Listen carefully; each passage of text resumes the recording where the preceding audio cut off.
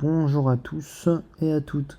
Aujourd'hui, petit tuto très simple, comment rendre certaines propriétés obligatoires à remplir afin de passer à une autre phase de la transaction.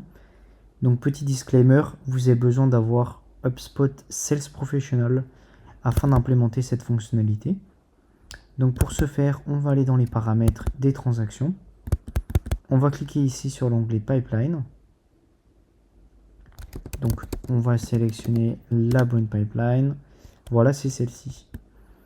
Donc vous voyez qu'en passant ma souris ici, on peut ajouter des règles de pipeline. Pardon. On peut cliquer ici sur modifier les propriétés. Donc ça veut dire que afin d'accéder à cette phase de la transaction, vous allez devoir remplir certaines propriétés. Donc des exemples. Quelque chose qui est assez classique, c'est peut-être à un stade plus avancé, la date de fermeture, donc la date à laquelle vous pensez pouvoir clore votre opportunité. À ce stage-là, on peut peut-être décider qu'elle doit être montrée. Oula, on est déjà dans les 80%.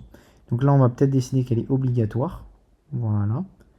Mais peut-être qu'au stage précédent, donc date de fermeture, là, elle va juste être montrée, elle ne va pas être obligatoire. Mais peut-être que vos commerciaux ou vous-même pourrez déjà mettre l'information. Par contre, donc, si on le met aux étapes précédentes, on doit aussi le faire manuellement pour les étapes suivantes. Parce qu'il faut quand même rester cohérent. Et pareil, quand la transaction sera gagnée. Date de fermeture. Ici, on la rend obligatoire. Donc voilà, c'est quelque chose d'assez simple. Quelque chose qui est assez standard aussi, c'est quand votre transaction est perdue, de mettre des raisons pour lesquelles la transaction n'a pas abouti.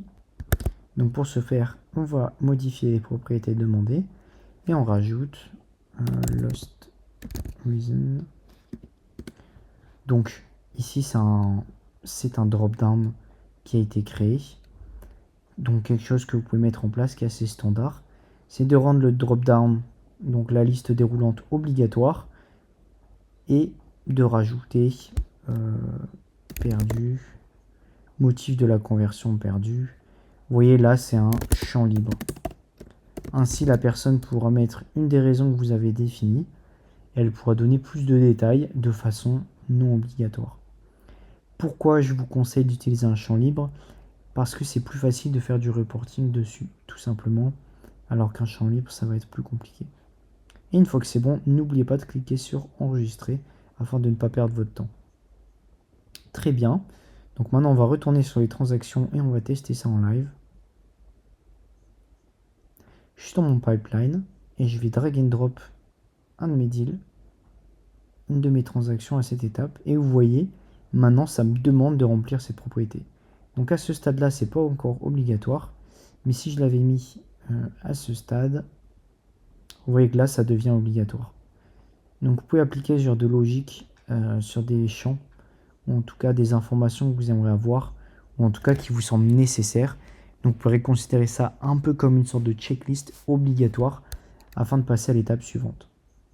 Donc de la même façon, si je passe en perdu, on voit que ça me demande pourquoi la transaction n'a pas abouti et un champ libre que je vais remplir. Donc là, voilà, on peut mettre ce qu'on veut. Tout simplement, j'espère que ça vous a été utile. Et n'hésitez pas à nous dire en commentaire si vous avez besoin d'un tuto précis. On peut vous aider.